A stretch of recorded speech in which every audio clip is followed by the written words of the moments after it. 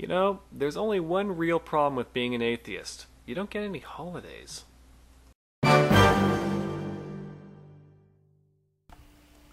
Hello, boys and girls. Lord Hawkeye here again. Oh boy. Those determinists and nihilists are quite the sensitive lot, it would seem. I dare I say, even more so than the healthcare nuts. Oh. Oh, I even got the attention of Spock Talk. I stopped watching his video about the point where he said that, I ought to do more homework about his precious philosophy that all ought statements are invalid. I mean, that about says it all, doesn't it? I mean, that's the modern nihilist for you. All ought statements are invalid except the ones I make because I'm special. Ugh, it's ridiculous. And this is why I don't take nihilism and determinism seriously, because its practitioners can't even seem to take it seriously. To them, it's just a convenient way to shoot down any argument you don't like for arbitrary reasons. Oh, that's subjective, doesn't count. Well, and of course, they always miss this one very important question. How do you know it's subjective? I keep asking this, and they won't answer, or they give me really silly answers. Because they know. Well, let's see. So the question, how do you know that morality is subjective? How do you know? And, well, the answers I've gotten so far from various sources. Some people say, well, it's not real. It's something we made up. Therefore, it's subjective. Well, that's true, but as I said before, that doesn't necessarily mean it's subjective. Ooh, dungeon. Like, well, let's see. Mathematics, that's something we made up. It's not real. It's just a methodology for interpreting quantities and things like that. But I don't hear anybody trying to argue that mathematics is subjective. I mean, that would be just silly. What do we got this time? Anyways, yeah, I don't hear anybody saying 2 plus 2 is 5. I think 2 plus 2 is 5. Can I get an A? No, I don't think so. And some people say, well, morality is optional. No one has to behave a certain way, therefore it's subjective. Well, that doesn't work either. Take the scientific method, for example. It's optional. You don't have to use it. But I don't see anybody saying science is subjective. Or there's some people who say, well, not everyone agrees on what's moral, therefore it's subjective. Not everyone agrees on science. Not all scientists agree on whatever. So that doesn't work either.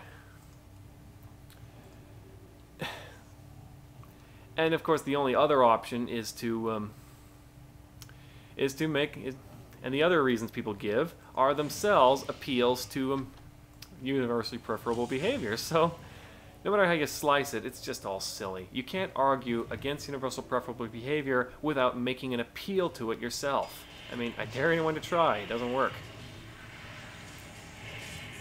Well, the whole debate wasn't entirely fruitless. There was one person who brought up a question I would like to address.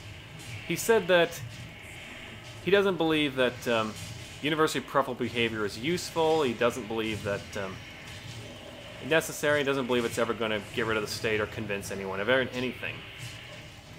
I've asked a nihilist once, well, what do you think will? What do you think will convince people to let go of the state and stop believing in all that? And he says he likes to go with the economical arguments. Which seems fine, but I have some bad news for some people, or possibly some good news.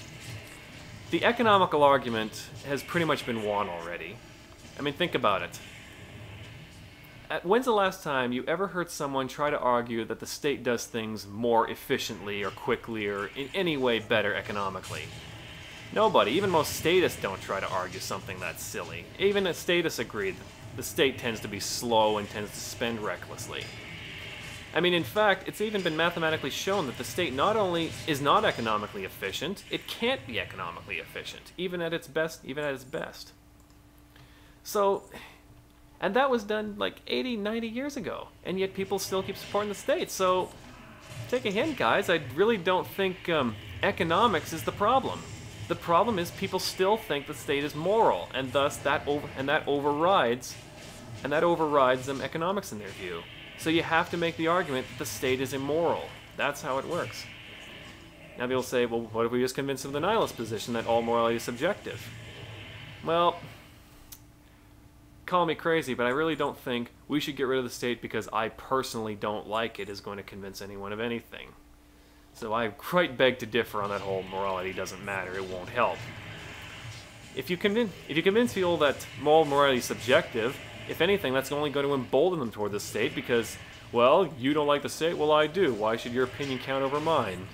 And the debate pretty much ends right there.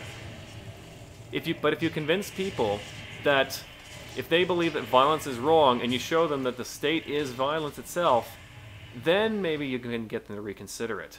The real obstacle is convincing people that they support violence by supporting the state. And it is very defendable that violence is immoral and universally unpreferable behavior. I'll go on more about morality in my next video, but for right now, nihilists, just knock it off.